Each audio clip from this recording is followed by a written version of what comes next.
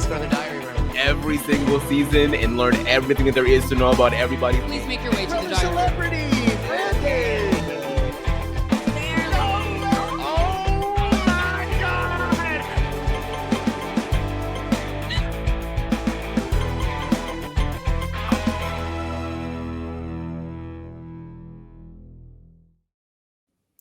Welcome back, everybody, to another episode of the Diary Room Podcast, a Big Brother podcast where we are trying to find the best player in North American Big Brother history. What are you laughing at already?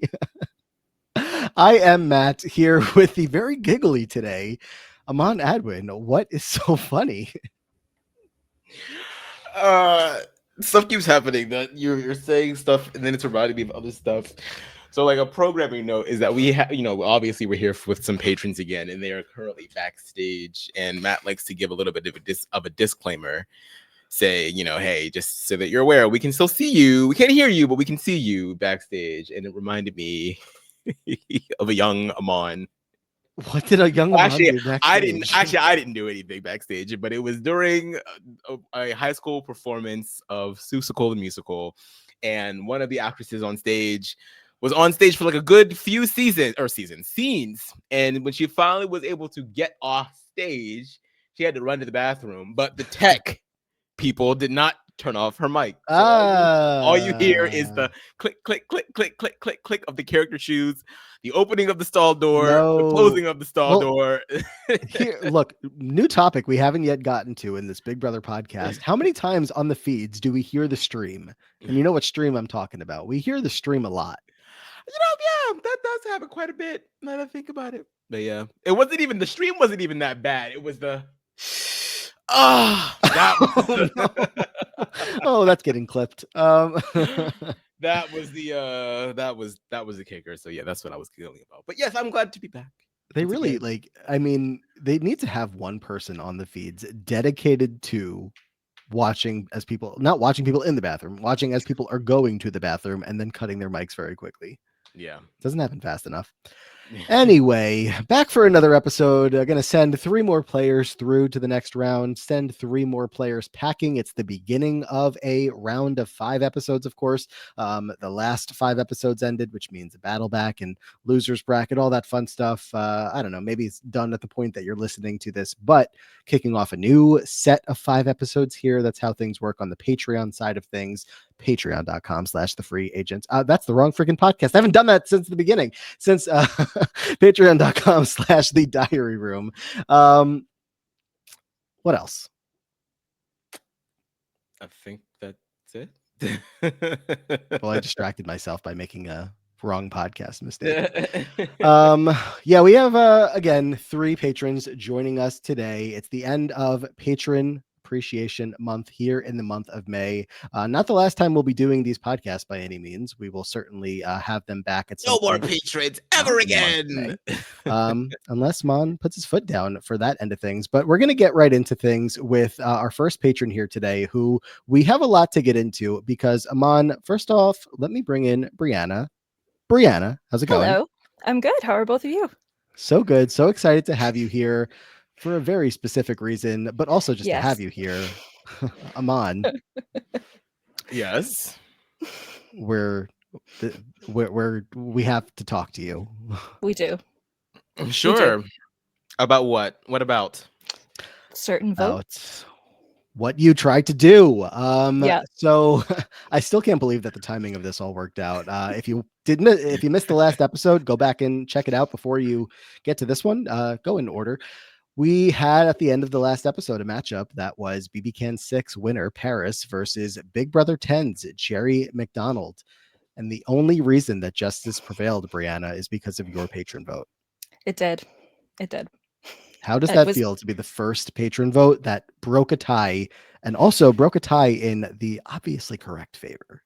Yes, obviously. I couldn't believe it. I think I emailed you this back. I was like, did that just happen? I wish I was watching it at lunch at my desk being like, oh, cool. Matt said watch this last one. So I'm like, okay, I'm very curious. I need to know what is happening here. And then my jaw drops as I see Amon's vote. I'm like, okay, plot armor vote. And then Nick votes for Jerry. I'm like, what? Did that just happen? every other winner has gone through except for Jax and Mickey. Like, we have Paris on the level of It was Jax gonna. and Mickey. I thought about that after the episode too. I said we really almost had, if not for that vote, Jackson and Paris in the same category. Yeah. I was like, that happened?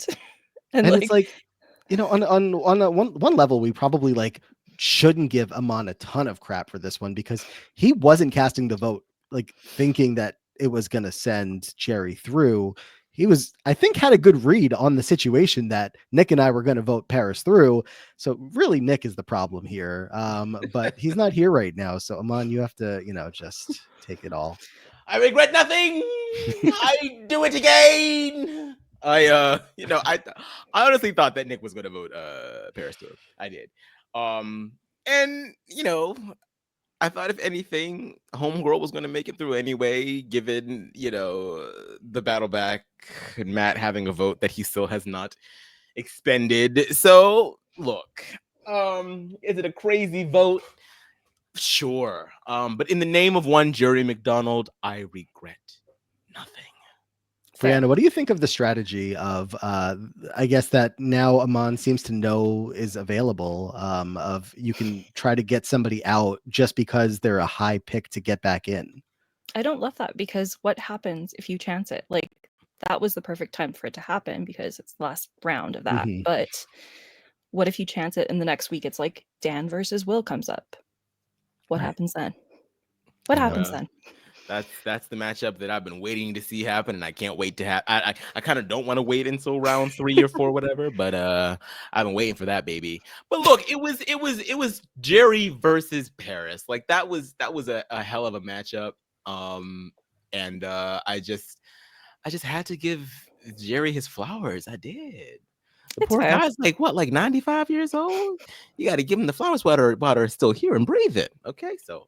And I will give my flowers. flowers with patron votes because like he's my top candidate. So, well, there we go. I will forever be thankful for you, Brianna, for that vote, rather than me having to, fight for my life to just get through the days until Paris probably would have gotten the votes. But I wouldn't even 100% count on it, first of all, because there's still a good amount of patrons, I think, that don't know BB Can as well as BBUS. So it does suffer from that sometimes. And also, we're forcing the patron hand vote or the patron vote's hand in saying, well, you basically have to vote for Paris because it's such an obvious pick now. It's like we're handing you the answer. I don't like that. No, 100%. And it's, you never know what could happen. And same thing with Canada. I thought Cassandra was going to get through and she didn't. But well, thank you, Amon, for that. Appreciate that. So in this round of yelling at Amon, a little bit of both. But Brianna, let's get into a little bit more about you and your Big Brother backstory. Tell us anything that we should know. So the first episode I ever saw was Big Brother 1's finale at my birthday party when I was a child. It was on the TV in the background. Saw Eddie win, and then I kind of started watching a bit, and then Big Brother 6 is what got me into it full time. Like one of my favorite seasons, one of the best seasons. I loved Sovereign 6, was a big Sovereign 6 fan. Heartbroken when Kaser went home twice. Same thing again. Just truly one of the best, but one of the best seasons. And then I am Canadian, so I do know a lot about the Canadian players. Yes. So they're all in my wheel. So hopefully we got to come Canada. Big wheel over here. I'm looking at it. I do. The only two are BB9 and BBOTT, I think. And unfortunately, one of those is going to be very hard to watch anytime soon. So yeah, it was hard to watch even in real time. Like I couldn't find it because Paramount geo-blocked. So yeah, they were on one with that which was crazy to me because it's like, bitch, it's an online season. Like it should be available to everybody, but okay. Oh, 100%. Brianna, also correct me if I'm wrong, but I do believe you're also a listener of the podcast. This podcast is based off of Gleek of the Week. So what is it like to be someone who pays attention, I don't know, listens to 2 different podcasts in this exact format? I love it because it's like my Friday mornings at work, listening to both of them back to back. It's like Bracket Fridays. Okay. I love it. I love that. Yeah, it's a ton of fun. Actually, ironically enough, I was actually on an episode with Amon, and we voted together in that episode. We voted Cry Through over Need You Now. I was going to ask what you voted through. Cry over Need You Now. Need You Now. Yeah, I forgot about that. Yeah. All right. Yeah, I can't completely come down on the decision, but I do like Need You Now. Small pause in conversation here for the Gleeks out there. But yeah, no, just of course, still both of us hopping in on Gleek of the Week from time to time. So just love to shout out Andrew and everything over there. If anybody is unfamiliar with Gleek of the Week, definitely go check them out. If you have ever been a Gleek or know a Gleek, the exact same thing that we're doing over here with whittling down Big Brother players is what they do over there, whittling down Glee songs, and there are so many of them. But what else? Anything else, Brianna, that you want to yell at Amana about before we get to the wheel? No, All we're right. good. You're In just that determined case, to just see I me mean, just destroyed, utterly destroyed. it does backfire on me from time to time, of course, when somebody comes on and says, "No, but actually, you, Matt, I have something to Yeah, talk to get you his about." ass. Get his But it's ass. a risk I'm willing to take in the meantime. So, Brianna, a big wheel today. Any specific players or seasons you would like to see? Ooh, I want a big one. Just a big player. A big player. Big player. Or I'd like to do someone kind of like a fun, like a big matchup would be fun. Okay. Just let's make more people mad. Why not? I feel like a big player is always fun for at least for us that, we're nervous about so many people still being on here. So to like get them out of the way is fun. And it's like, okay, I know Yeah. so-and-so's going through. Let's do it. I Without further anticipate a ado, bunch of Canada though, because that's the one that we have to catch up on, and now that that's available, that's what I'm anticipating today. the odds are still in US's numbers though. US's favor. There's still more US on the wheel. And it looks like we're going to be going to US. To Big Brother 14. Not many Big Brother 14 players on the wheel left, but this is a big one. It is Jodi. Well, this should just be the the name of the episode should just be, all right, well, thanks guys. That's what it should. This is a really good poll. We have our private chat going with everybody backstage. Michael saying the biggest of all players. Connor says great poll. I do feel like there may be some jealousy in the air. I don't know, just these guys or everybody that you got Jodi.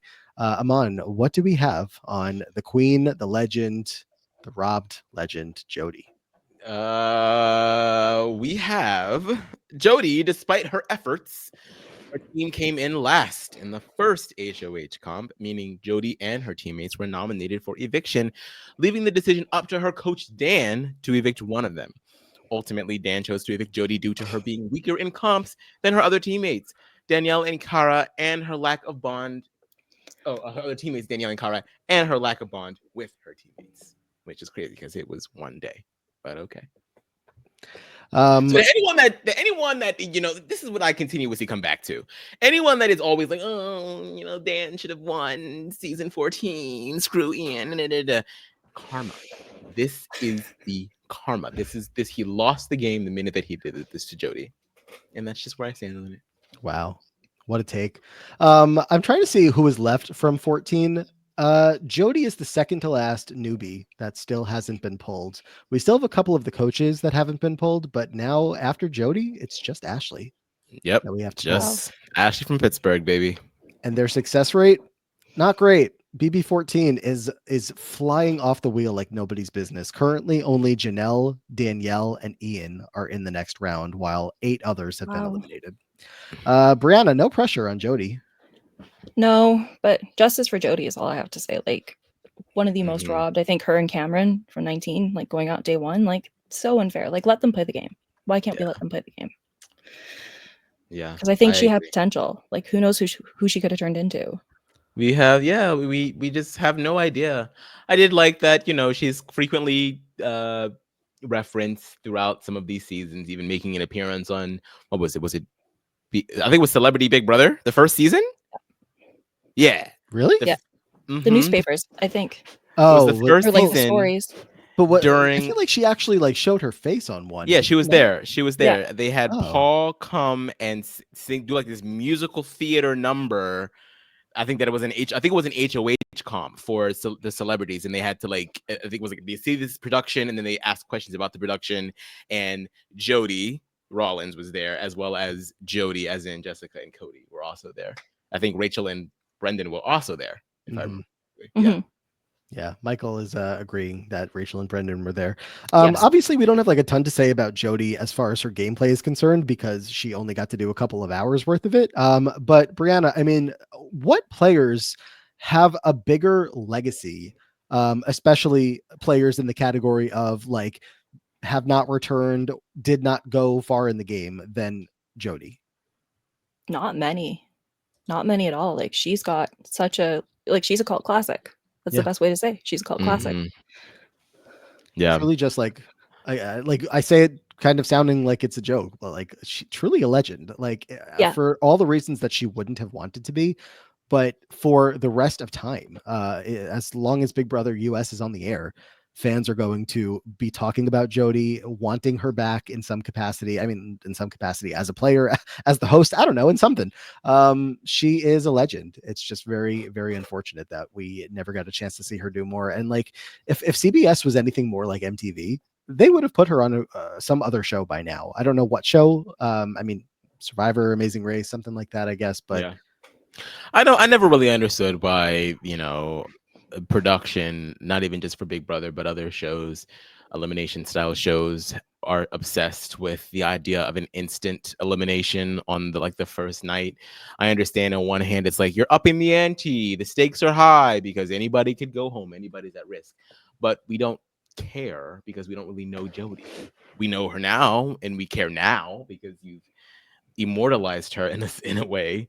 But going into it, like, what was the payoff for the audience for that? Like, we're more just like, oh damn, that sucks, bye Jodi, like. So yeah,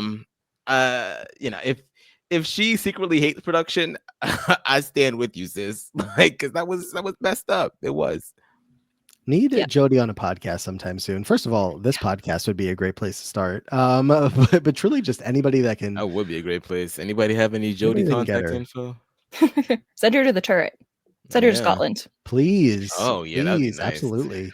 I so wish that we had more to say about Jodi, but we truly it's one competition. I mean, maybe could give the explanation if you're not or if you're a newer Big Brother fan. Aman, do you have like a condensed version of the story? I mean, as condensed as her time in the house was. Condensed version of her story. Getting onto or her time on Big Brother. She goes in, they have this competition, she falls first in this competition and therefore is deemed as weak, and so Dan sends her Why are home. you afraid to say that? Like, like I put you on the spot of telling the story of Jodi and her one Big Brother competition. I mean, I know I put you on the spot, but it wasn't that hard of a story. Yeah, the mattress competition where it's who are the other teammates? Kara Danielle and Danielle. and Kara. Yeah. Yeah. And Kara sucked too. Like, Kara Yeah. ends up going home like what next, or like the one Mhm. after that one. Next. Like, so yeah, like. Yeah. And so the legend of Jodi is born, as she did not get to play any of BB14, but her legacy does live on through all of us fans for the rest of time. So a lot of players on this wheel, all of these names, and Jodi was pulled, which I hope means that there's like an actively terrible player that's about to come up behind her. Would Me too. love to have Jodi in round 2. Yeah, we'll see. Not liking the odds, but we'll see. There's the spirit. It's always so hard when you're the first boot, because then you really have to get like an abysmal player or another first boot in that. Well, Brianna, your second player is going to be from Big Brother Canada 11. Yeah. Santina. Okay. So recently got some feedback that I don't give enough time before spoiling a other show. So in this moment, I will just not spoil that other show because it's not that important. But I can tell you that Santina did compete on another show, Canada's Ultimate Challenge, a couple of weeks back. Brianna, any chance you saw any of it? No, I haven't watched any of that.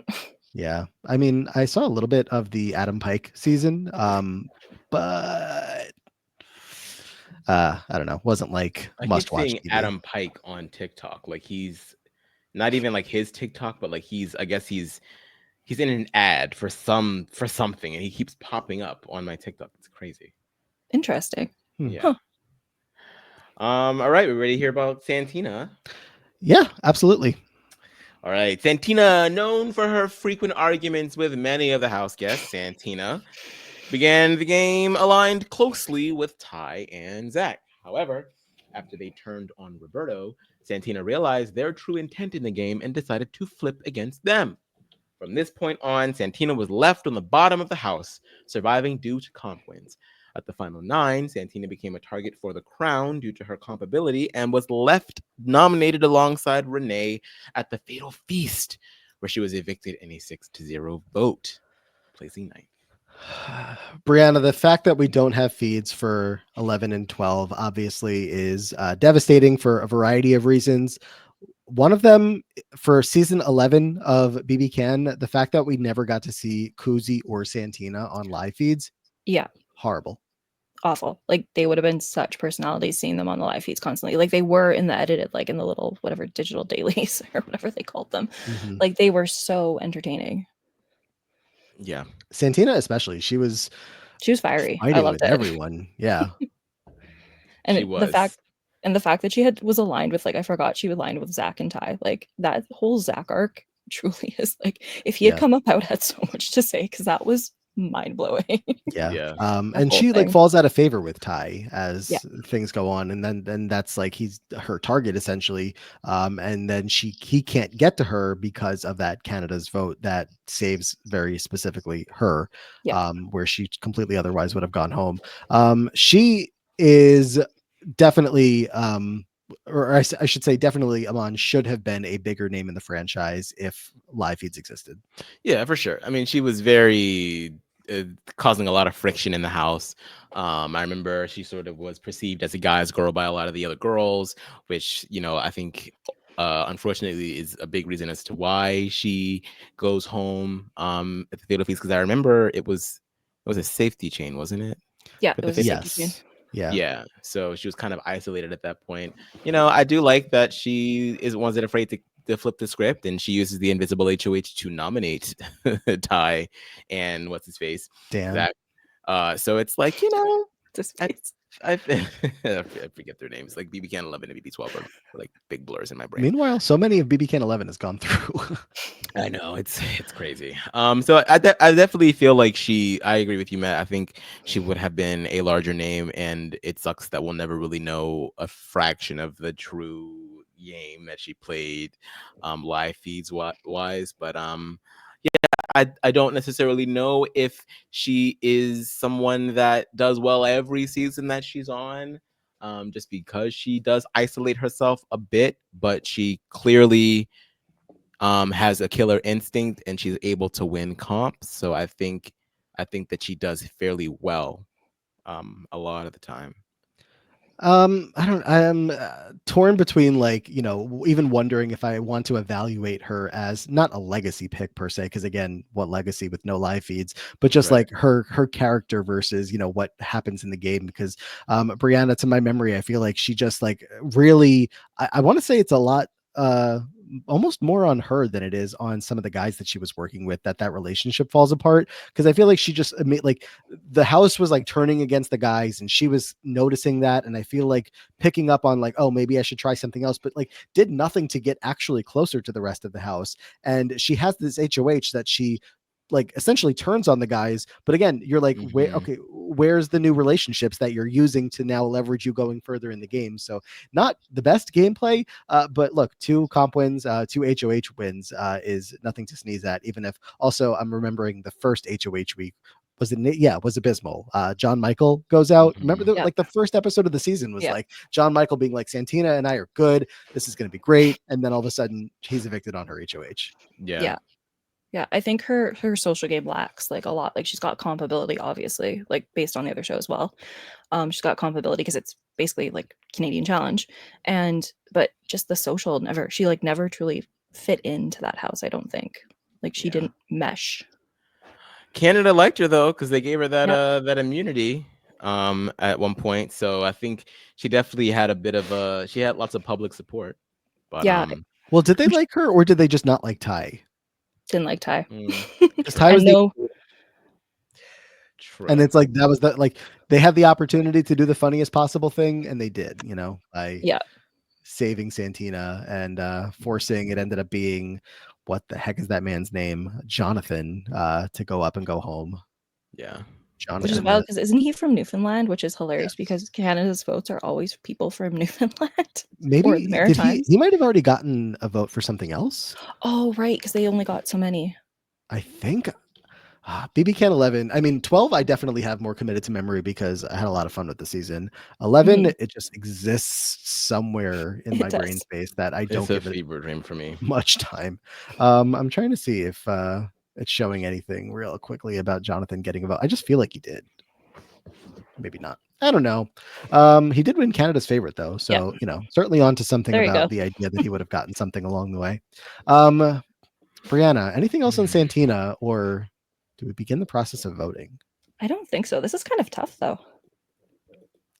It's not tough for me. I'm leaning one way though. If Jodi was going to go through, you're Wait, definitely Aman, I think you forgot where your microphone is. sorry.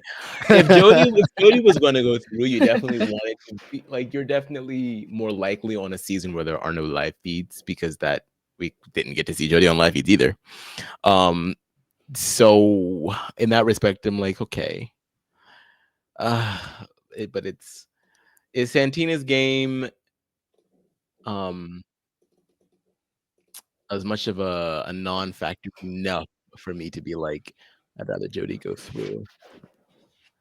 Because as far as the story of Big Brother is concerned, Jodi will always be a footnote, whereas Santina unfortunately will not be, which isn't necessarily her fault. Wait, you think that Jodi is more of a footnote in BB history than Santina, who was not even on live feeds and nobody watched that season? Yeah. So Interesting.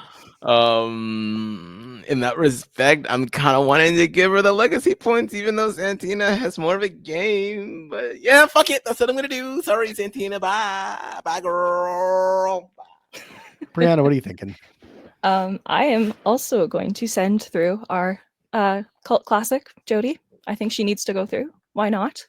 Yeah, Jodi's going through 3-0. Yeah, she's legacy. Like Yeah. that's legacy there. Like that's her. Like I like Santina maybe, but no, not against Jodi. Have to have Jodi in round 2. I was just mulling it over just to give Santina a little, a little something, because it's not her fault, because if she had live feeds, you never know.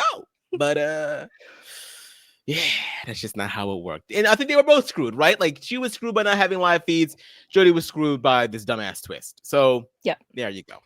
I mean, yeah, and it is definitely a lot of legacy for Jodi that's going to push her through here, but also like Santina just wasn't good at Big Brother. She didn't, well, we can definitely use the comp ability to push a lot of players through, but I don't know, when it's up against truly a complete unknown and a person who seemed like by all accounts would have had a great social game. That woman did not stop smiling once, even when she was walking out the door.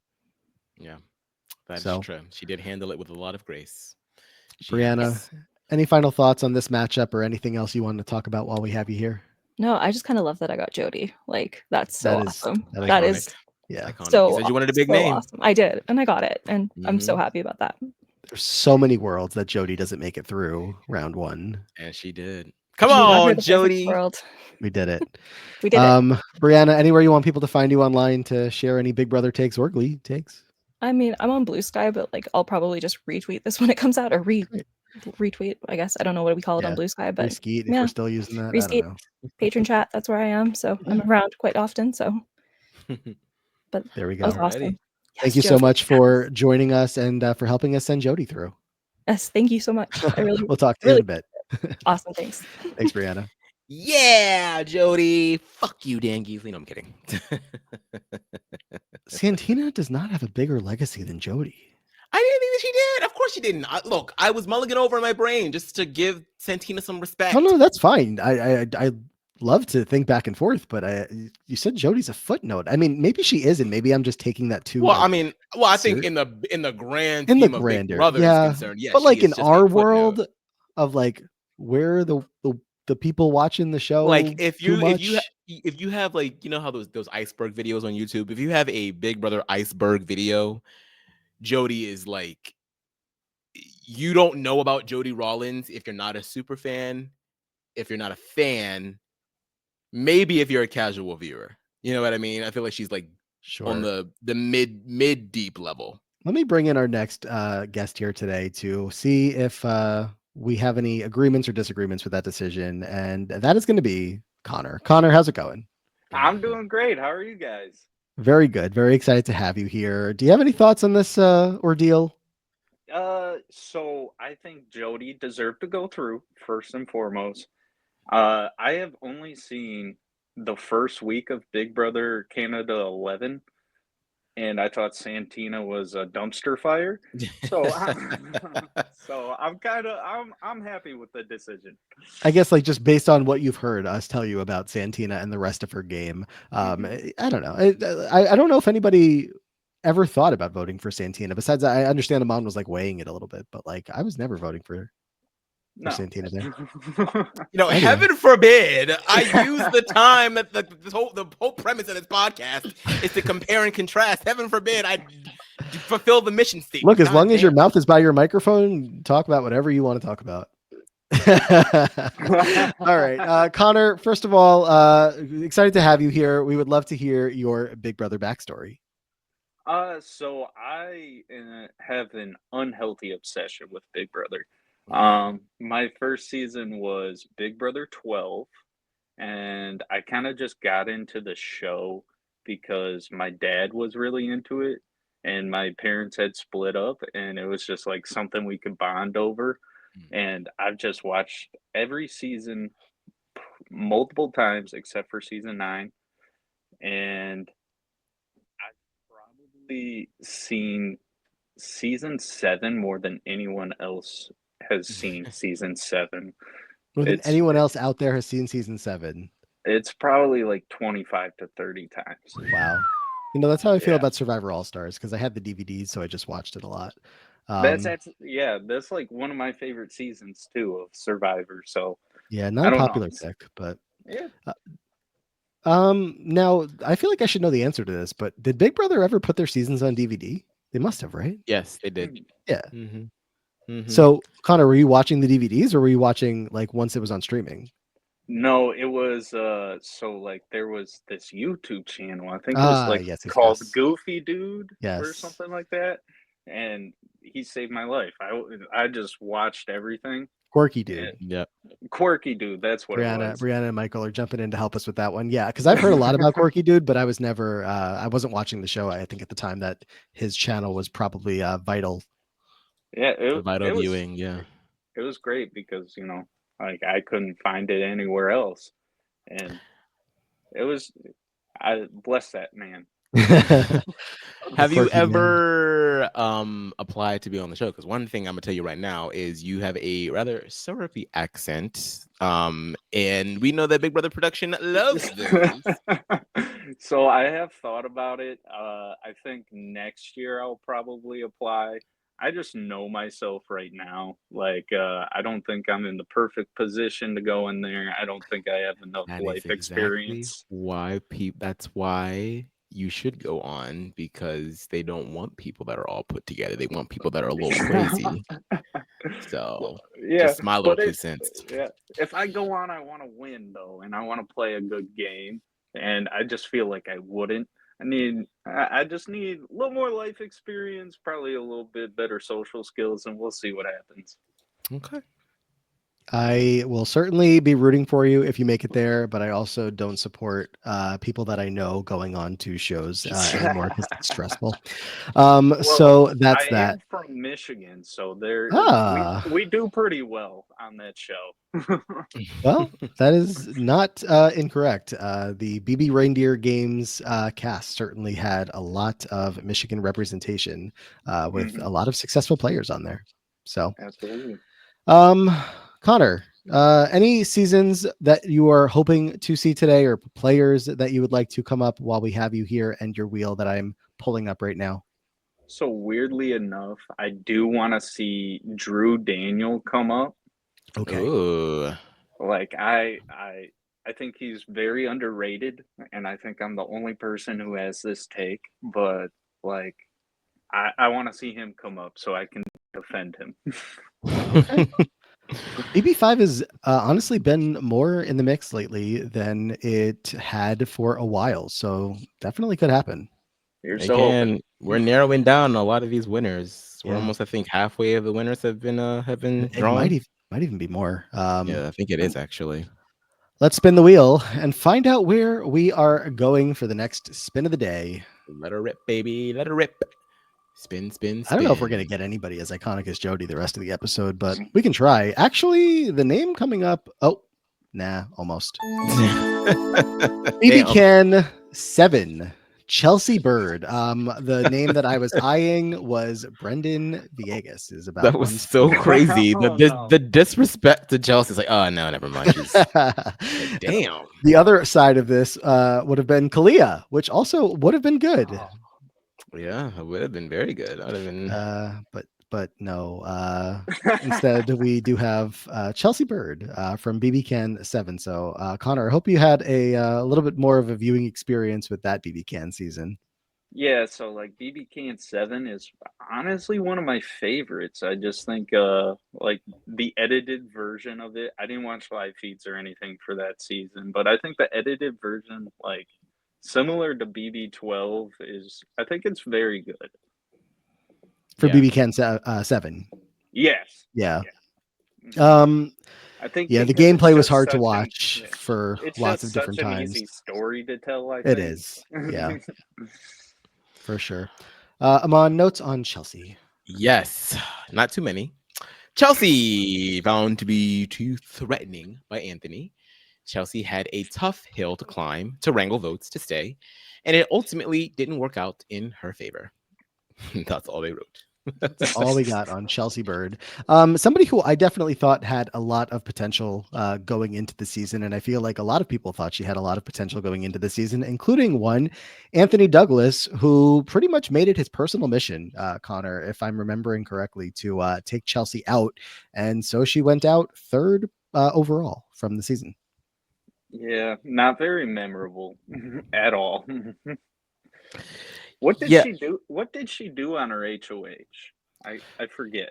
She got Kaylin out, Mama K, as they called her in the house, who was like a consensus house target. It did her no good in getting in good with any more people than she already was in good with. But I think she didn't have any reason to really feel like she was falling out of favor with some of the powerful players in there. So she just took out Kaylin. Yeah, which was, largely orchestrated by the Pretty Boys as well, because they knew. Oh, I don't think it's me. I think it might be the feedback that we're hearing is coming from Connor, actually. Connor. Oh, my sorry. No, it's okay. If you could maybe lower our volume going to you so that we don't hear ourselves back a little bit. Absolutely.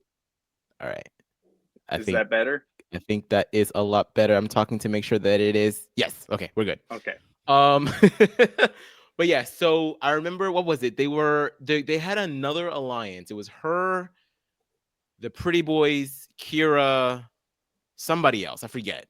I just recently rewatched this season, studying for the podcast, and they sort of like influenced Chelsea to go after Kaylin, and Kaylin also like made herself a bit of a target because she was trying to save Mackie the week before. And so it was just very, very easy for her to be set up that way.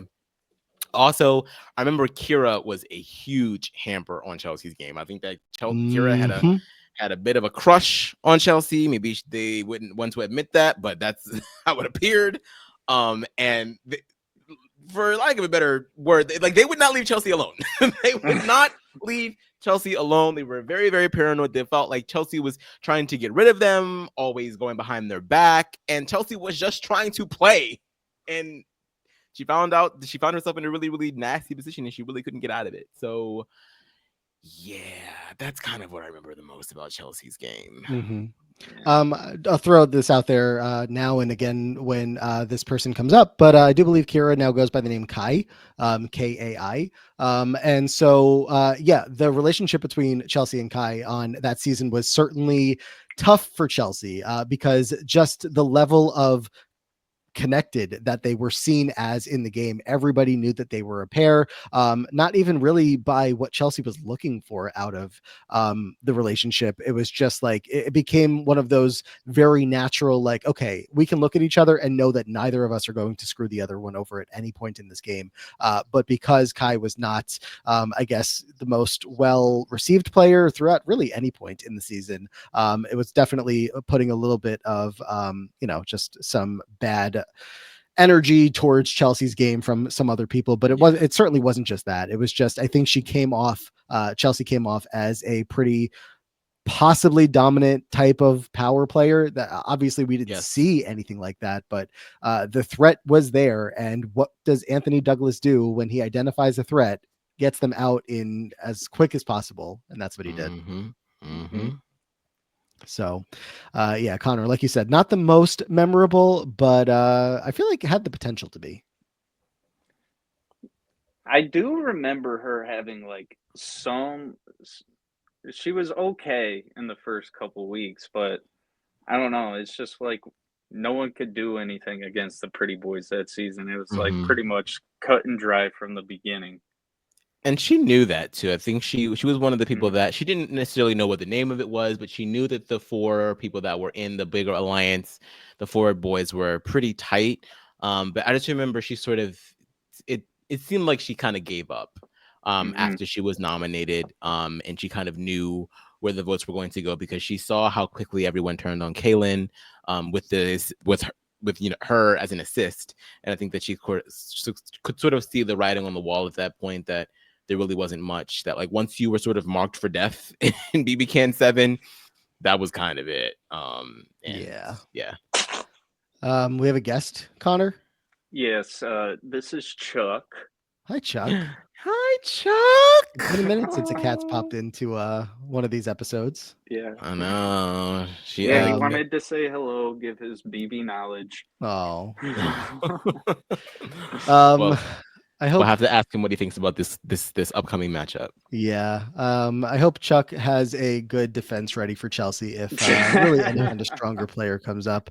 But I don't know, Chelsea. Yeah, she was also, just like more specifically connected with Sam, kind of Adam, I guess, through Sam. It didn't go in the direction that she would have hoped for, or that maybe in most seasons it would have gone, specifically again because of Anthony Douglas, but also like the Pretty Boys at large, and their mission was to pull in, one player brigade style, and just Chelsea wasn't anyone's plus one besides Kai, and Kai was not a pretty boy. So let's get back to the wheel and find an opponent for Chelsea Bird. Away we go. Come on, Drew Daniel. It's gonna be Drew Daniel versus Chelsea Bird. That'd be fun and easy. Very, very easy. Chelsea would go through. No stress. Doesn't look like it's going to be BB5, but it's going to be BB8. Joe Barber. We are just zipping through BB8. We are back to the BB8 grind, which is just wild because, like Amon is saying, we have had so many Big Brother 8 players lately. I think we're going to run out soon. BB8's one of my favorite seasons, and it's just a wild cast. Tell me more about why it's one of your favorite seasons. So like BB8, I don't know. It's like, I don't want to say like old school. Like it's just like everyone just gets demolished by Evil Dick. So it's just like kind of interesting. I don't like Evil Dick that much, but it makes for an interesting story. Like it's a lot like, I don't know. It's that's exactly it. It's Eric Stein. Yeah. He's my all-time favorite player. It's definitely an interesting story. I mean, we never get another story like Evil Dick's for the rest of Big Brother, and we never will. No. Just like a player like him, I guess I should say. Plus the dynamic with him and Danny, for as toxic as it was, it's just a very significant piece in Big Brother history. But how much was this guy a piece in that history? Amon, do we have notes on Joe Barber? Yes, we do. Joe entered the house competing with his ex-boyfriend, Dustin. Joe tried to convince the others to target the rivals after their week of safety was up. In week 2, Jen won HOH. While Joe didn't have the best relationship with her, Jen was set on targeting the duo of Dick and Danielle. After Danielle won POV, Jen nominated Joe as a pawn, but Dick had backing from the late night crew. Joe continued to campaign, even convincing Kale to keep him. Joe was evicted 9-1, placing 13th. I feel like my memory of this man is that he just had no friends in the house. It was like everybody immediately seemed like they had to pick a side between Joe and Dustin. Dustin, by the way, who's recently been eliminated from the bracket as well. As well, I say, as if Joe's also definitively gone, but we'll see. Joe, they like Dustin more, I think is really what it came down to. Dustin had a much better social game, was instantly more likable, and Joe was a little bit more to handle, I guess, in the house. Connor, what do you have on Joe? Well, I just remember like that first night, and like I remember him screaming like he gave me gonorrhea or something to that chord. I'm like, that's just, I don't know if that's something you say to people you just met 20 minutes Yeah. ago. So the social game was already lacking from the jump. And I will say he was put in a more difficult situation than most people in BB history put in the house with your ex, uh, because that's just not something that normally happens. And they know a lot about you, and they know a lot of your mannerisms, and just like even if you're a manipulative person, they'll know that and they'll be able to spread that. So he was put Not in a spread. difficult. Yeah, but yeah, I just think he's a terrible player. He was constantly instigating. I just remember there was like this situation of like Jen saying like Nick was trying to kiss her or something, and he just instantly ran to Nick, and it started a big blow up. So I just terrible social game. One thing that I learned from, I want to say, I don't know, I was just like poking around at some feed recap stuff from BB8. I don't remember how much of this, if any, was on the episodes, but like Nick was very flirty with Joe. Does this sound familiar to anybody? That not like in like a genuine, like, you know, I want to kiss you and, you know, go all the way with you way, especially given the stories coming into the house. But it did, it seems like a lot of the updates were telling about like just a lot of playful energy between Nick and Joe in Joe's short time in the house. And I think there was also a lot of flirting with Joe to Dustin. I don't know if it was reciprocated, but I don't know if Joe was there to play a worthwhile, good game of Big Brother. I think he was there to make some good TV. And even if it was only 2 weeks, I would say he accomplished that well enough. Yeah. I remember them definitely being flirty, and Nick made it clear that he was just, you know, just playing around.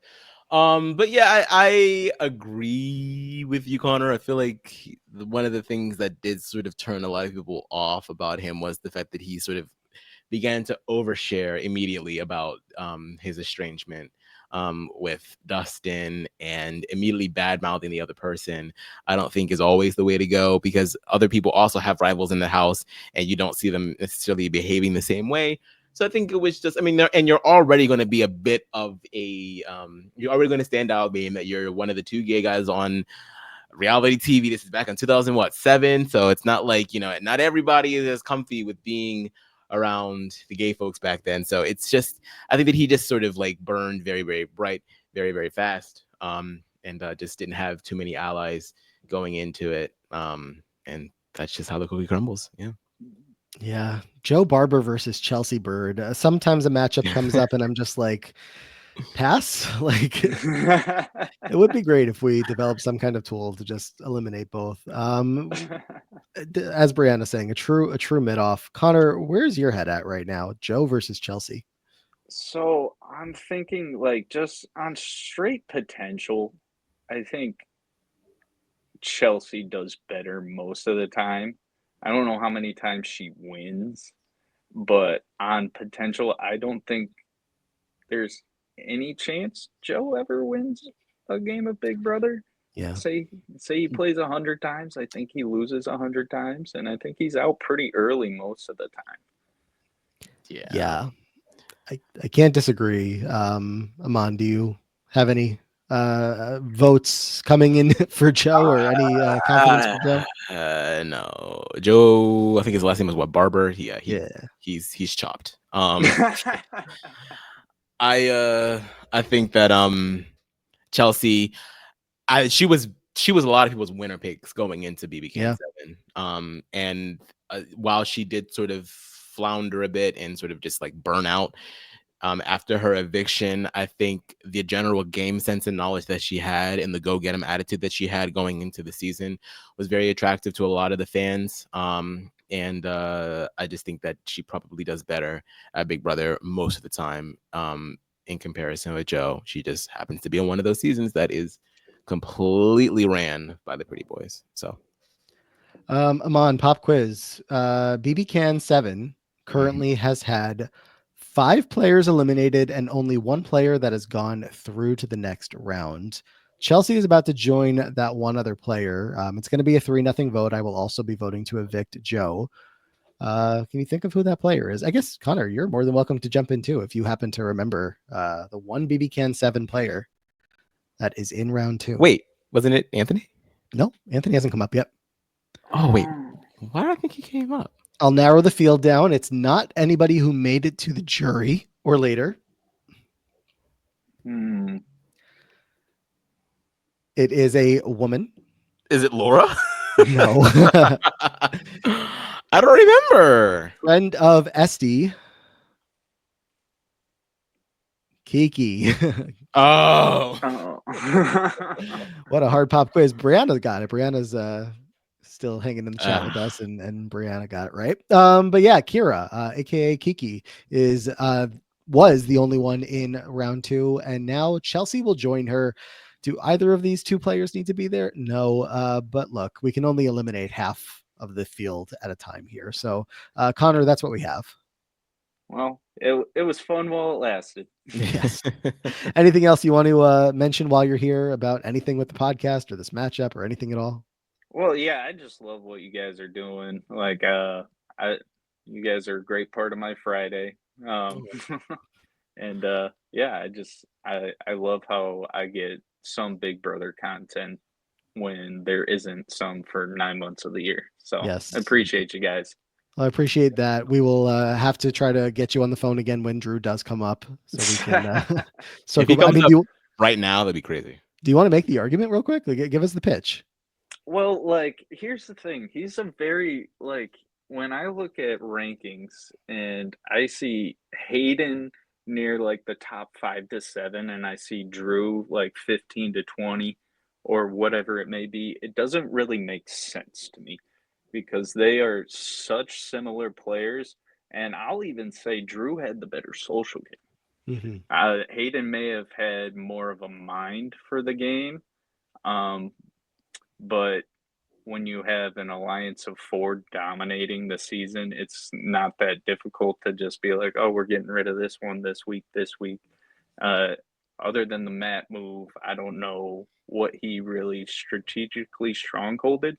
Sorry, this is like not trying to be against Hayden, but I just think they're very comparable players. Both won 4 HOHs, 1 veto.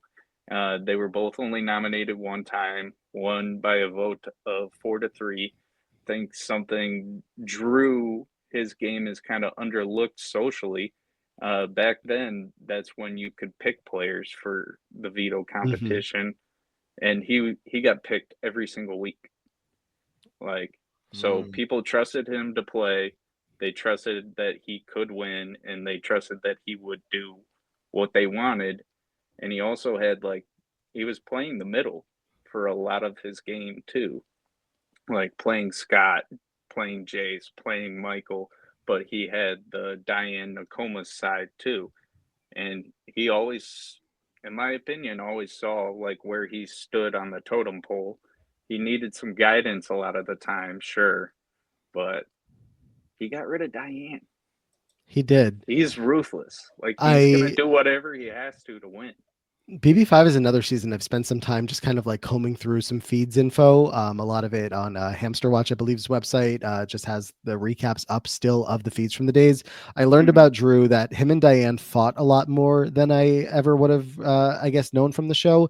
And he was, what's the word? The H word more than I would have imagined. But like you're locked in a house, the 5-letter H word. You know, a lot of people go into the house and are that way, but like there were so Yeah. many updates about Drew just like having a anyway. I mean, he happy was time. like 22. Yeah, I can't blame him, but like I just when you read the feed updates, like what these people are talking about in real time, I'm like, yeah, I guess I never thought about that. Happy ending. No, Way to close the door. they didn't put that in the edit. No, it wasn't in the edit. So that's that. Connor, anywhere you want people to find you online at all? I guess on like Twitter and Instagram, I'm Connor_Barry. Just There how you go. it's written right down there. Very good. Shout out to you and Chuck for joining us today. Much appreciated. And we will talk to you in a little bit. All right. Have a All good right. one. One more Chuck, matchup to go. No, you voted for Chuck to go. Not that, Chuck. Let's bring on our final guest of the day. I do want to answer one of his questions that he posed in the chat earlier. First of all, Michael, how are you? I am great. So excited to be here. So excited to have you here. I wanted to answer your question about how do I see the names on the wheel. I just have a second screen here, and they're a lot bigger than they show up on this call. Okay, because I'm like straining to see them. No. I'm like, how do you do that? I feel like very That answer often. from him, Michael. That's what I'm telling you. It's rigged. It's Oh all my God. scripted. He Matt already Revere. Here has we go them. again. Use your rigging for good this round. Yes. I mean, if I was going to rig anything, it would be putting Paris against Jerry McDonald. And You tried to get rid of Jerry. We know that you hate Jerry deep down. That's what that was about. you know, tell me more This about is where the- Jerry votes these days, and I'll let you know how I feel. But Well, anyway, Michael, how is it going? I already asked you that, but tell me I'm again. great. I've been studying for this. Like I am taking the hardest final exam of my life. And What does that process I- involve? just like I looked through the chart of all the everyone who hasn't been picked yet and just kind of looking at the most obscure names that could Mhm. come up and just like trying to kind of refresh my memory a little bit by like that's a good way to listening go to old about it. podcasts and looking at the wikia and things like that. But no, I'm so excited. Yeah, Michael. So of course I've been on your podcast. Have you guys been covering Big Brother for a while now, or a couple seasons? What's it been Yeah, over so there? we've been doing the podcast for 2 years. It's called Let's Chat Reality for anyone interested.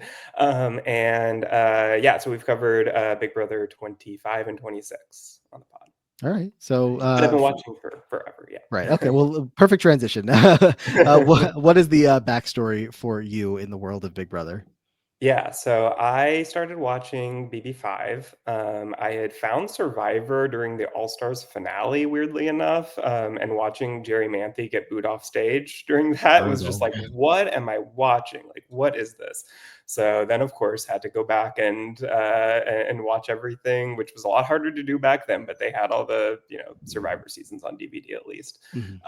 And then Big Brother 5 came up that summer, and so I started watching. I don't really remember a ton about like watching that season because I was 9 years old at the time. But Big Brother 6 was really the first one that I was like fully into. Like I remember watching it. Like I remember going to a friend's house and being like, okay, at 8 o'clock we have to go to a room that has a TV to hang out so that I can watch April's eviction.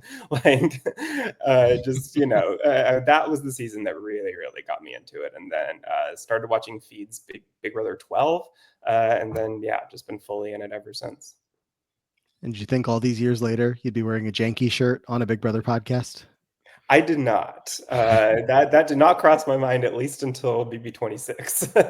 Yeah. Mon, do you have any merch? BB merch? I have my veto. That's about it.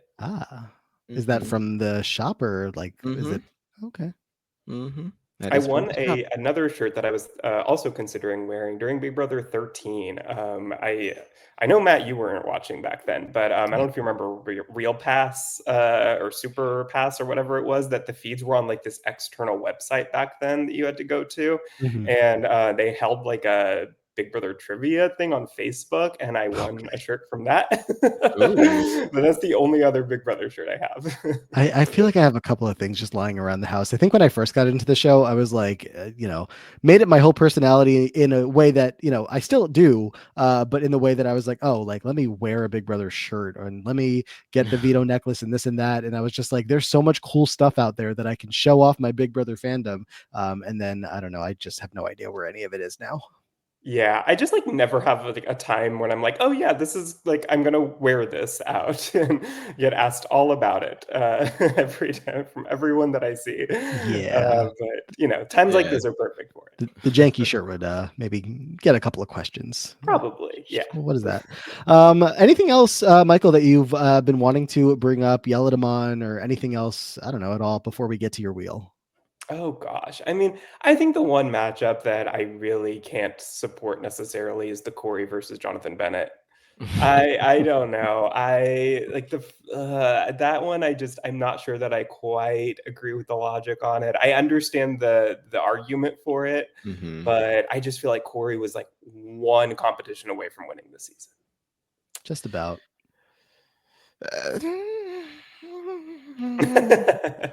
And Aman, I mean, this has been a Mean Girls-y type of day for the two of us. We've made a reference or two since we started talking earlier today. Do you still keep up with Jonathan Bennett in his career whatsoever? No. I mean, I wasn't before he got on Big Brother Celebrity either. So I'm just curious. I wonder if there was like any kind of like personal influence there of like, oh yeah, like this. I follow this guy on Instagram. I think he and his husband are hot, which fair. Nope, nothing. It wasn't a thirst pick. It was more a Mean Girls legacy pick of anything. And also just like not really caring for Corey. So I just took the opportunity the moment that I could. Yeah. Connor's in the Corey chat. as a person, maybe, I can see that. Connor saying the biggest one he had a problem with was Haley versus Danielle. I love when that one comes up just because it was our first. That was the very first matchup, right? Yeah. Wow. It was. That's it crazy. was almost a full year ago. About 2 months shy. Yeah, 2 months shy of a year. Yeah. So Wow. kind of crazy. Anyway, Michael, I'm going to pull your wheel up and I would love to know what you are hoping to see here today. I want some OTT. We haven't seen it in a while. I feel like it's not on a lot of people's wheels. I want some OTT to come up. That would be great. I'm like, because obviously we just established that I can see the names on the wheel a little bit better. So I'm just like looking around. I'm trying to see where they are before we even get started so I can get my rigging on. Yeah, I see Morgan Willett. All right. So we have a chance. Are we ready to get into the final 2 wheel spins of the day? I'm ready. Let us do it. Away we go. Looking for some OTT. Can't say how much joy that would bring me. Oh my God.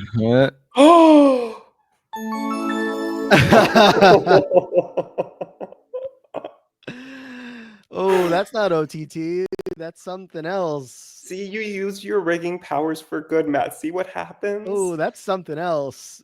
I would like everybody that is listening to this podcast in audio form to know that Aman and his jaw are on the ground. And that can only mean one thing. Aman, who are we talking about? My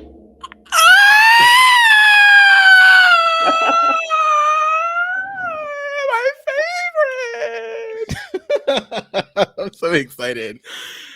Yes. Oh my God. We finally got Miss Davon Diane Rogers, baby. I'm so excited. I have been waiting for this day, and now I finally feel as though I can leave this earth. Whoa, that's not what's going on here. Do not co-sign. At least wait till we see her matchup. I mean, if she doesn't go through, that might be a different story. Oh, that won't.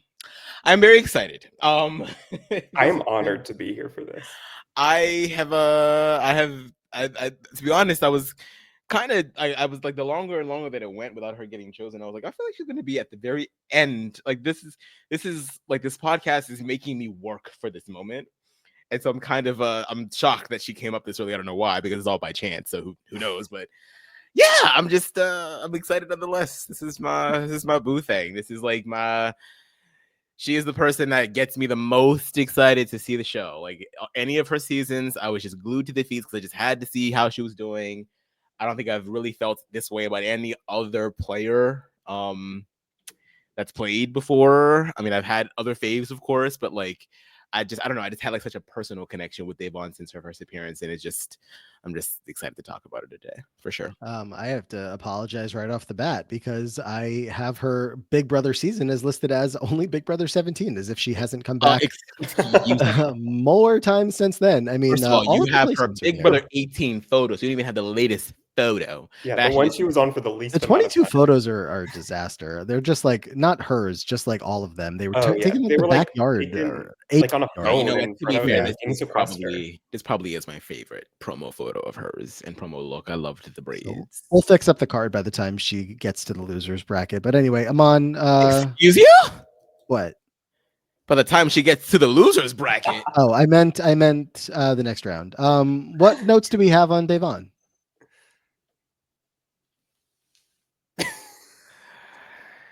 Devon. In BB17, Devon was best known for her personality, loyalty to Jason, not being afraid to confront fellow house guests, and having multiple blowups in the house. She was evicted in week 2 by a 7-2 vote. Devon would be brought back for BB18. In the beginning, she would form many alliances and lead the charge to get rid of big targets, but ultimately was deemed one herself for her early power socially. She would thus be evicted in week 6 by a vote of 6-2, placing 11th. In BB22, Devon found herself in a comfortable position in the first 4 weeks. She and fellow BB18 castmate Nicole mended fences. She had a feud with Christmas over nominating her and Bailey. And in week 6, Devon won her first ever comp via winning the power of veto and used it to save her ally Kevin. This would lead her to be nominated alongside Kevin in week 7, and she was evicted in a 5-2 vote. Devon won AFP, becoming the first Black house guest to do so. My girl. Devon Rogers, all jokes aside, a absolute Big Brother legend. Michael, of course, Devon has not only been a Big Brother legend, she has gone on to compete on, I'm not even going to begin to, well, I'll start with the challenge. So many other television shows, of course, in this reality TV genre that have very wisely made the call and gotten Devon to make an appearance on their show and bring the personality, the gameplay, the everything that she brings to reality television, to all of their shows. And, she's been getting the paychecks for it as she deserves. She is just one of the defining characters, players of modern Big Brother. And, the hype that Amon gives her, I would say is pretty justified. Oh, absolutely. Yeah. I mean, she is someone who has played better every single time she's come on any show that she's Yes. done. And I mean, you see that. I mean, no, I guess spoiler alert It's, for I other think shows. we're good on the challenge spoilers at the moment. Well, spoilers for the season that aired 3 months ago at this point. 2 months Yeah, ago. I mean, she was 1 point away. 1 point away from being a challenge champ. And I mean, we saw it on the GOAT even. She Mhm. played a great game. She was controlling that house.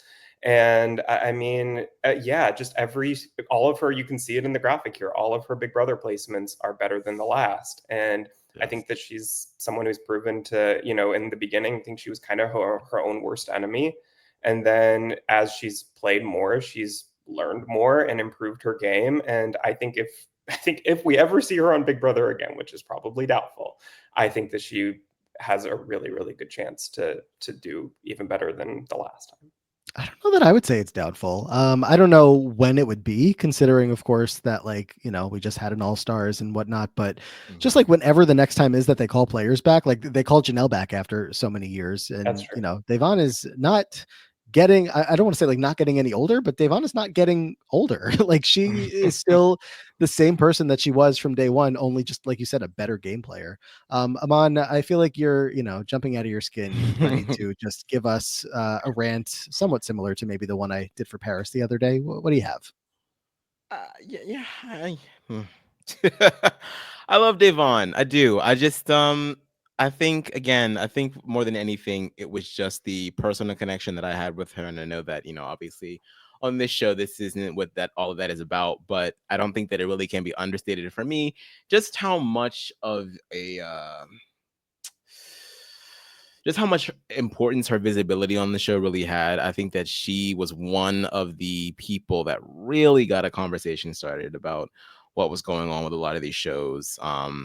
And just how much diversity initiatives were needed at the time and still persist to be needed in a lot of these spaces. And while maybe not everyone always agreed that Devon was the best messenger for said cause, I think that no matter what, it was effective in the way that she chose to do it.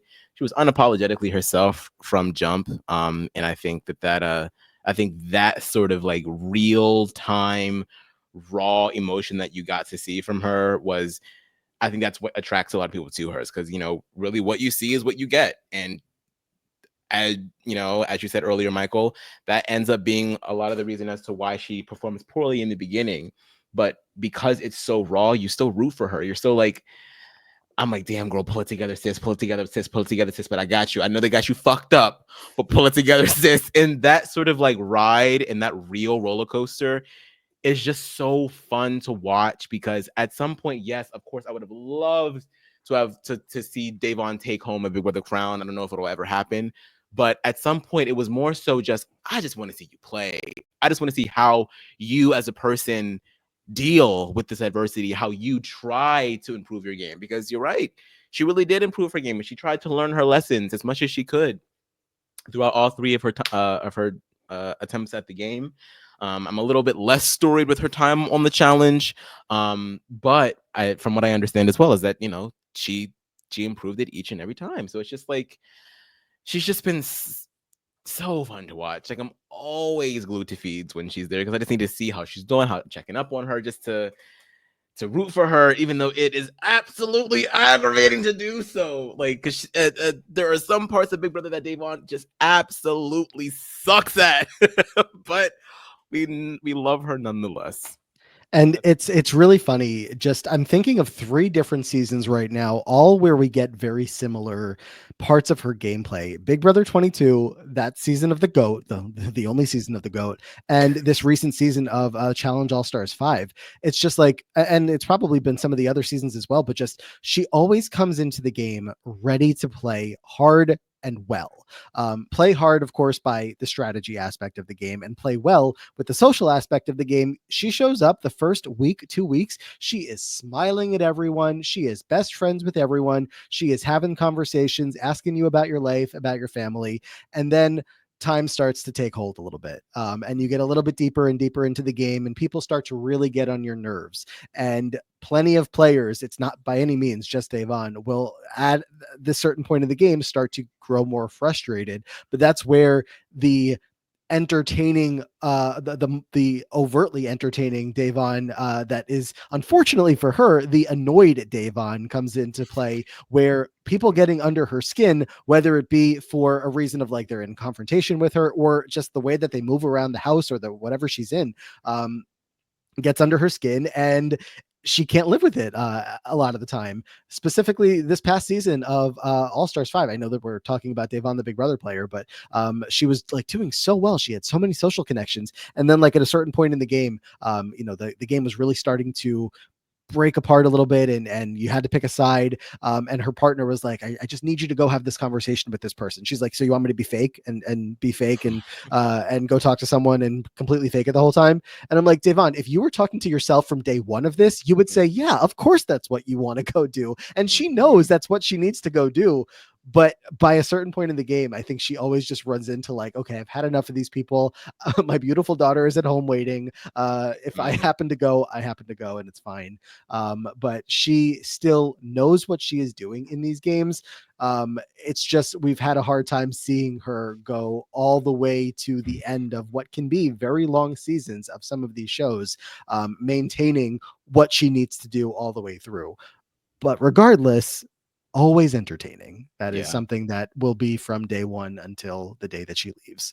So I think, yeah, honestly, I think she's a modern legend, a modern day legend in Big Brother. And I think, again, it's sort of to reiterate what you just said and to what I said earlier, I think it's the journey that's the most addicting thing when it comes to watching Devon, because she is very aware of how she is perceived, hyper aware of it.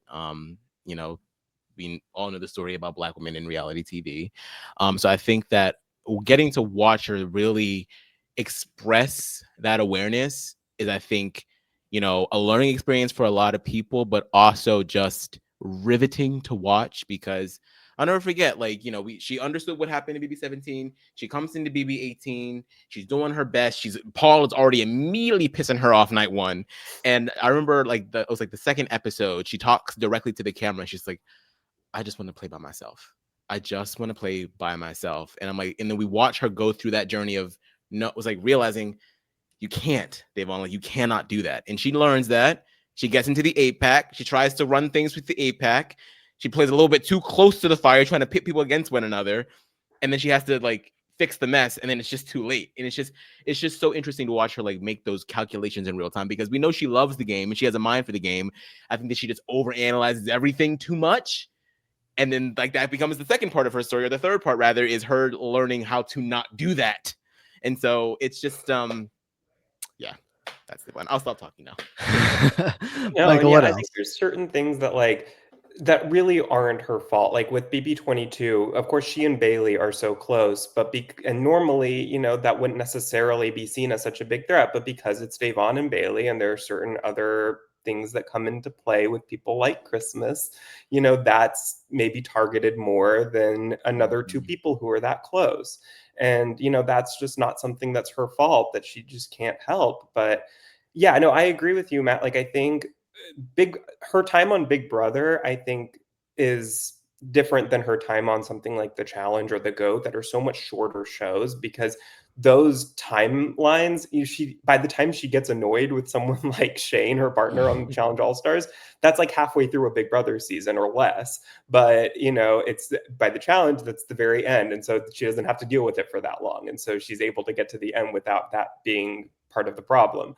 But on Big Brother, it's like, it's just such a long game that for someone like Devon, who does kind of bottle things up and get annoyed with people, and then just kind of it explodes at a certain point, by the time that happens, it's only halfway through the season. And then, she's got a lot longer to go and can't get quite there. But I think absolutely she has all the tools it takes to win Big Brother one day. And I really, really hope she gets that next shot, because I think with the way, and hopefully this continues with certain circumstances, but the way the casting has been a lot more diverse now, I think that would really be such a huge help for someone like Devon to not have to deal with those types of issues and be able to just play her own game. Yeah, I think on everything you said earlier about, like, what she had advocated for just while she was, correct me if I'm wrong, the only Black person on BB17. And then, going into BB18, just 20, it's just like, it certainly doesn't get any better in her initial runs on the show, all three of her seasons. Of course, after BB23 and everything has changed in casting, it's a lot better, but nothing like that was happening while she was playing the game. And so she made sure to use her voice for that positive change and impact on the show, aside from keeping us entertained every step of the way. Even when you say, like you say, sometimes the gameplay hard to stand alongside the person. There's plenty of moments, but that's Devon, and that is Devon. the key, right? That is the key. And I think that I mean, there's not a lot of, I think she's probably one of the only people, if not the only person, to have created such a legacy for herself, being a second boot on your original season. Like, by all intents and purposes, she's not supposed to still be. Why are we still talking about her? It's because it's Devon. And I think that message of, like, I am loud, I'm this, I'm sassy, I get in your face, I'm very passionate, I can be angry, and it's not because I'm an angry Black woman, it's because I'm Devon. And I think she is giving people permission to be themselves on the show, not just Black women, but quite frankly, everybody. So I almost got a little emotional there. I love Devon. I really do. And her Well- speech in Big BB22, her eviction speech, is an all-timer for sure. For sure. Yeah. For sure. I have something very scary to. Okay, I'm To voting do for next. Devon. I promise I will be objective no matter what happens. You know, you've done a lot of interesting things on this podcast, but lie to the audience like that is not one that I don't think you've done that yet. I'm going to be objective. This is a Band-Aid that needs to be can't ripped even off. watch. I Oh can't. boy. I can't Let's watch. see who is coming up next Oh, to get sent home. Oh my What? God. What? That was Oh, so no. crazy close. Okay. Okay, Amon, you can look. You can look. Oh, okay. It's Monty. Can you see? Did anyone see who it almost was? I will zoom in. Oh, wait, I can't zoom in. Nick Macaroni? Nope. This is a horrible attempt. Nick Macaroni is one name away, but it was almost Cody Calafiore. Oh. God. Yeah. Brandy Oh, Glanville boy. is nearby. Felicia Cannon is nearby. It was, I think, one spot off of Cody Calafiore, but instead we're going to talk about Wow. Monty. So not OTT, Monty. That's terrible. Close enough. I'll take it. I got Devon. I don't care who else.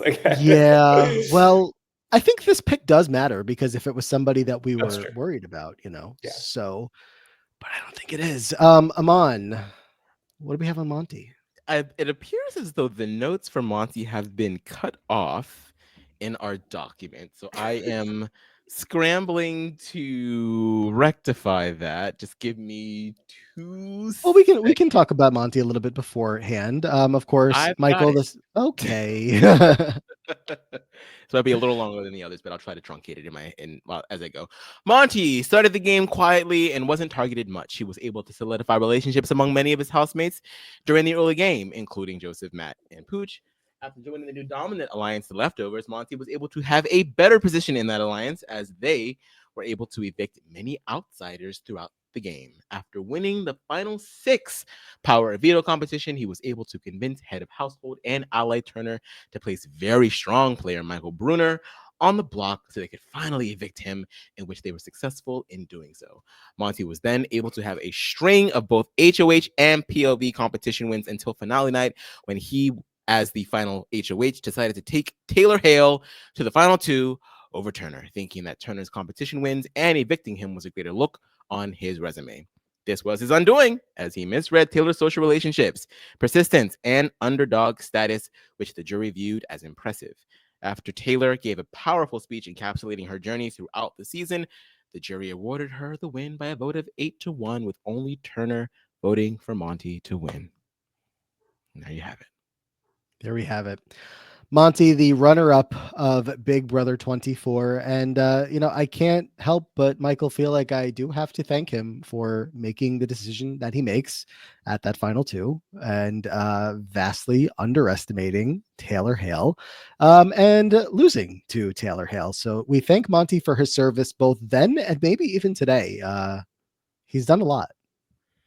Yeah, absolutely. I mean, I think that's kind of the story of BB24 is everyone underestimating Taylor. And I think it's very fitting the way that it ended with someone doing just that. But yeah, I mean, Monty was someone who I feel like I very much went up and down with all of BB24. Like in the beginning, he was very frustrating with, just kind of being along with everyone else in the bashing Taylor house. And then, comes into the Leftovers, things are looking better. And then kind of in the end days, he and Taylor got closer. But it seemed like he was still very much bashing her during that time. And yeah, I mean, not a terrible Big Brother player, I guess, but he got a really tough matchup here. I mean, by all accounts, Monty is pretty successful in the game of Big Brother. I mean, 3 HOHs, 2 vetoes. He had a lot of control over a lot of things in that season with the leftovers, with even just like going down to the end game, him and Turner, as they're working together, getting down to it, getting Michael out, which I don't credit him by any means the most in that situation, but he's certainly a player in getting Michael out so that Michael couldn't run over the rest of them to get to the end of the game and win the game. But even with all that control and everything, it's no match for the power of Taylor Hale in a final two. So, I mean, again, still a pretty worthwhile game to look at there, and one that I feel like could pretty easily be replicated. If he happened to get a call for like BB28 All-Stars, I would probably have him really high on my board of winner pick candidates, Amon. Yeah,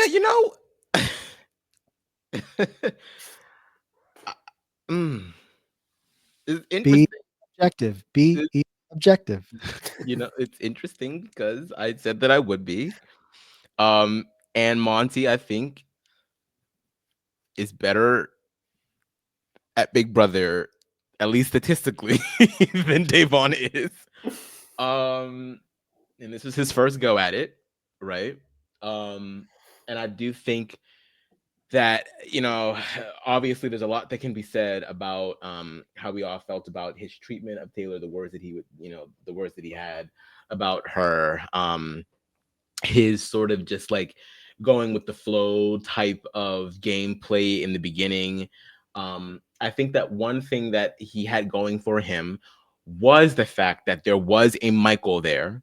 Michael winning so many damn competitions, because if it weren't Michael, it would most undoubtedly be Monty that would have been next on the list to go. And Michael knew as much. Michael was trying to get his ass out as well, because they knew at that point, if we're going to be comping it out, going comp for comp at the end game, I want you gone because, you'll probably beat me. He won the right comp, and he and Turner took Michael out. But I think if anything, what underscores this season of Big Brother is just the need for a holistic approach if you want to snatch the crown in the end. And I think that Taylor, obviously, we know the story, had the best story and was able to get it out in the end. So I think while he has the comps to place him in the end most of the time, does he always have the relationships at least strong enough to beat somebody like Taylor, who didn't have relationships as quickly as he did? Like that's another impressive thing about her game, is that like she wasn't as friendly with some of these folks in the beginning. They all had things to say about her. Nobody really had anything bad to say about Monty, and they still voted for her. So, I think Monty, yeah, like you said, Matt, pretty decent at the game.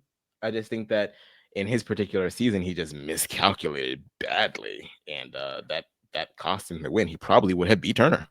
So, yeah, I was going to ask Michael, do we? I can't remember if we know officially, but do you think Monty wins the jury vote over Turner?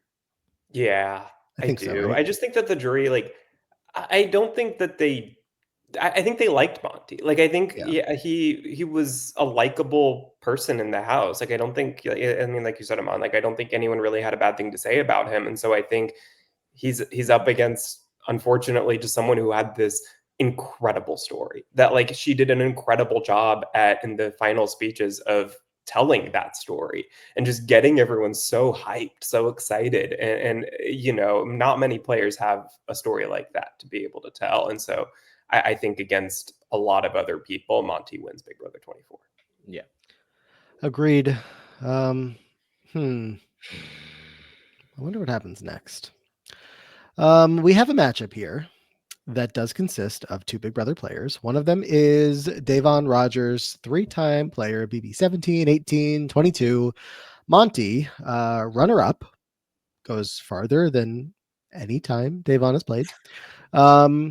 Runner-up of BB 24, lots of comp wins, a lot of good control over the game.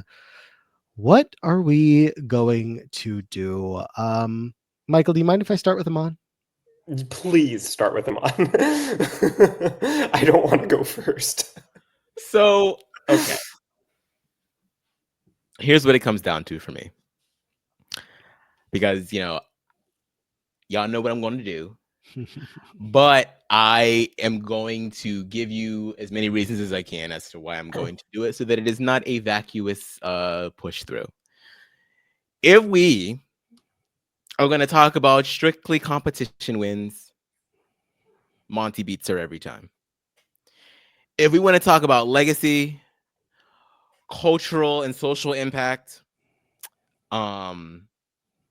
emotional intelligence, which I think is heavily in Davon's favor, popularity, and also just the ability to tell a story, which ultimately was Monty's own undoing, Davon wins. I think in a final jury speech, if Davon were ever to make it to the end of Big Brother against Monty, she would do similarly to Taylor. I think that one of the greatest things that we love about Davon is her ability to just be in the DR and just talk. You can listen to her talk all damn day because she just has an uncanny ability to just express her thoughts in a way that is very effectively communicated. I also think that one thing that we all love to give Davon credit for is the fact that she can read people like a motherfucker. Okay, like she is most of the reads that she has on the house have been great. She just doesn't know how to navigate it. I'm like, you're clocking everybody left and right, but what you gonna do with the clock, sis? Like, come on, like we need to, come on. So, and just her being able to sniff out twists as they come as well, like. The girl loves this damn game. She studies the damn game. She just isn't the best at execution. Whereas with Monty, he executed, some of these elements of the game pretty well. I just don't necessarily know if he's like skilled outside of comps. I think that he's good. I think that he probably does relatively well. But I think holistically, when it comes to what Big Brother is, I think Davon is just the far more compelling person. And that is my argument. Okay. I wonder if, so the argument was a good one. I wonder if, in the feedback for this episode, if people are going to say, just say you like Davon more. Because that's kind of what I was wondering if we were going to get there. But that's why I did what I did, because of course I like Davon more. You guys already know that. you know that already. But I do think that there are true. Look, Monty may have been a finalist in Big Brother 24, but Davon is a pillar in the Big Brother community, just bar none. And I'm done talking. Michael, what are you thinking? Yeah, I mean, this is tougher than I thought it would be when Davon was picked. But I think I agree with him. I think you just kind of, in a lot of situations, if you were just looking at those two slides back, like without knowing these people, I think that Monty would be the logical choice to put through here. But I think that in this case, yeah, like I think you just kind of have to go with the legacy of Davon. And I think and I'm gonna say, I can't not think about her time on the challenge when I think about Davon also. And I just think that, look, she was also a runner-up and 1 point away. And in that way, she actually is better than Monty's runner-up on Big Brother. If you're gonna compare those two things, she was closer to winning that. But I just think that I would not be upset if Monty won the battle back. I think that, look, we don't know much of who his competition is going to be because this is the first round of that, but I would not be upset. I think that he has a very good shot at winning that, and I would fully support it. But I think in this case, and I also think there's very likelihood that there's a patron vote on Davon, and either way, she's probably going to make it through. So I'll just kind of go with the house here, and yeah, I think I have to put my vote on Davon. Okay. Well, I just want to make it clear that this is not decided yet. I will say there is a patron vote on one of these players, Oh my and God, I is it still have a Monty? vote. So there are still 2 votes that are yet to be revealed here in this matchup. And I think, really, if we're putting our cards on the table and, Amon it is very clear. Amon voted for Davon and will always vote for Davon, or at least most of the time will vote for Davon because it is one of his favorite players of all time, one of his favorite human beings of all time, and that's totally fair. Monty in one season did show some pretty solid gameplay. He did show a lot of abilities that obviously wasn't able to close out the deal, but also was again up against a very strong competitor in the final two. He showed a lot of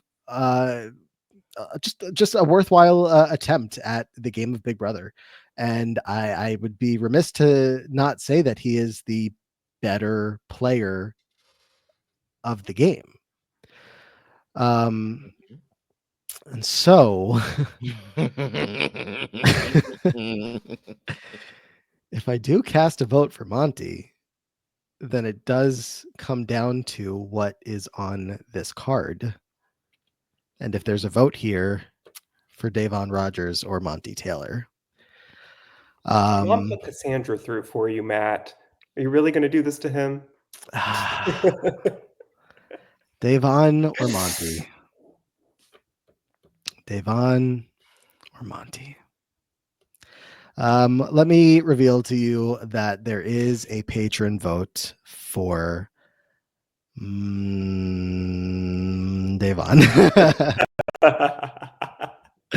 And I will also be voting for Davon. Yeah, I don't know that I need to get into too much more of the rationale as to why. We've kind of covered it very well, but I don't know, maybe this is my Corey Brooks Jonathan Bennett moment of like, yeah, Corey Brooks is the better player and Amon may still not feel that way, or maybe he does, and I'm gonna say Monty is the better player, but I'm gonna say in this moment I'm going to still vote for Davon, who I still think I don't feel like any of us feel like we are getting rid of a good player in favor of a weak player, just a player that could still use some improvements and continues to improve every time they come on. And if you need any more explanation as to why we're going to keep voting, or at least here be voting for Davon in a unanimous vote, then I don't know what to tell you. So Mon, remind me how. Oh, sorry. I was just going to tell remind me him how to breathe. Monty did on the Challenge USA. Was he like a middle of the pack? Yeah, Like, he actually made it decently far. I want to say it was like a couple of eliminations before the final. Oh, okay. But not all the way. Yeah, Amon, breathe. I will say this about Monty. He looks better in person. I will say like that is a very, he already looks good on TV as a very, very handsome man. Fun fact about Monty, he lives in the same apartment complex as one of my friends in Austin, and they've become friends. So I might meet him one day, and I will not tell him about this. Don't tell him this. Tell him, I did tell him. What you gonna do, Monty? What you gonna do? But shout out to KX who had a patron vote on Davon, just in case, Amon, just in case. Just in case, I guess Cody came up. I don't know what would have happened there. Yeah, that would have been crazy. Now, look, again, y'all, like, I want you to know that, like, this is round one. This doesn't mean that Davon is going to endlessly have plot armor going into, like, the rest of this competition. I do, advocate for crazy picks from time to time. I do, because I think that, life is not fun without a little bit of spice. But, I think that I would try to remain, realistic about some of these future matchups as they come. And I understand very well a lot of Davon's pitfalls. I do. Probably Monty me more Big Brother than anybody else. Davon hasn't won. Monty hasn't won. So, let's let us know what you think. Michael, anything else while we have you here today? No, this was better than I ever could have hoped for a matchup. I am so happy with the way this turned out. And yeah, no, thank you guys so much for having me. This was a blast. Where can people find you online and the podcast? Yeah, on most social media, Michael Horn 23. On Blue Sky, I think it's just Michael Horn. Whatever else there is on that. And Let's Chat Reality is the name of my podcast. We cover all reality TV, including Big Brother, of course. We will be covering that on a weekly basis when that starts up, hopefully in the next month or so. Who knows? by the time this comes out, we probably have a premiere date.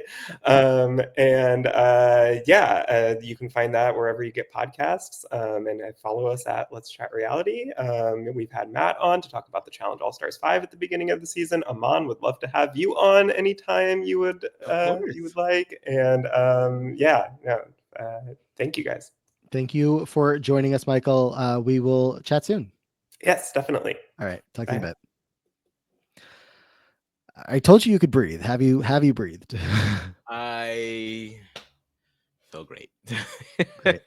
Let's recap what we did here today. In this latest matchup, we did send through Davon, Diane, Rogers to the second round of the bracket. Monty has been eliminated. Again, made the sacrifice for Taylor, made the sacrifice for Davon. We thank him for his service. And he looks better in person. So, He does. That is a man. Monty is certainly eligible just alongside these other losers for a battle back vote. So if you think that you want to help Monty get back into the competition, a couple episodes from now will be the next battle back vote. We also lost in this episode Joe Barber from Big Brother 8 in favor of BB Can 7's Chelsea Bird. So the second player from BB Can 7 makes their way to the next round, as does the legend herself, Jodi Rollins from Big Brother 14. Jodi is advancing. How quickly we forgot. It was an hour and change ago, but that did happen in this very episode. Jodi went through. Santina from BB Can 11 did not, sadly for her. So that's the recap of the day. Shout out, of course, to Michael, Brianna, and Connor for helping us make these some tougher decisions than others.